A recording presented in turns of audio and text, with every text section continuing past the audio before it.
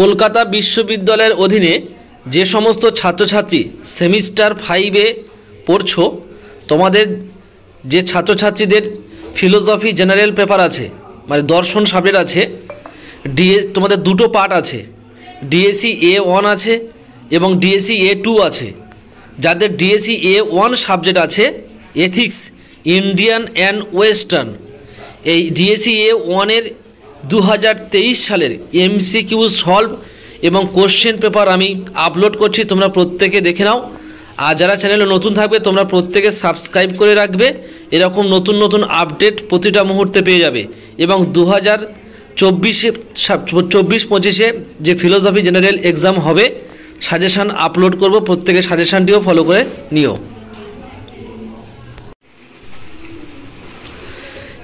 1 নম্বর question হচ্ছে, চারবাক দর্শনের পরম পুরুষার্থ হলো কোনটি? উত্তর হবে কাম। বৌদ্ধ দর্শনের তৃতীয় আর্যসত্যটির নাম কি? দুঃখ নিরোধ আছে।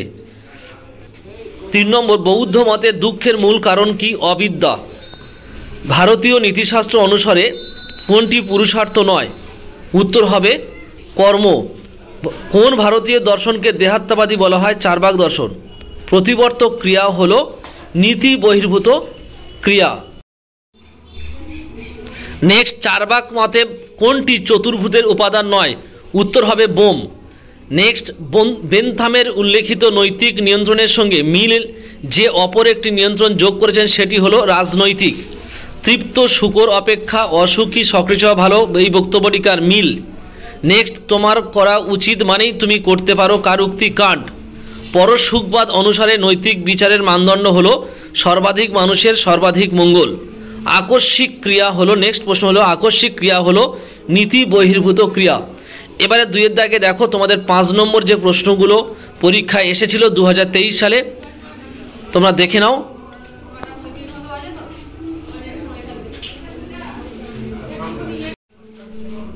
তিনের দাগে যে 15 নম্বরের 4টে প্রশ্ন পড়েছিল তোমাদের, সেই 4টে প্রশ্ন তোমরা প্রত্যেকে দেখে নাও। আশা করি প্রত্যেকে তোমরা বুঝতে পেরে যাবে এবং তোমরা প্রত্যেকে এই প্রশ্নগুলোর MCQগুলো সলভ করে দিলাম, প্রত্যেকে MCQগুলো মুখস্থ করে নেবে।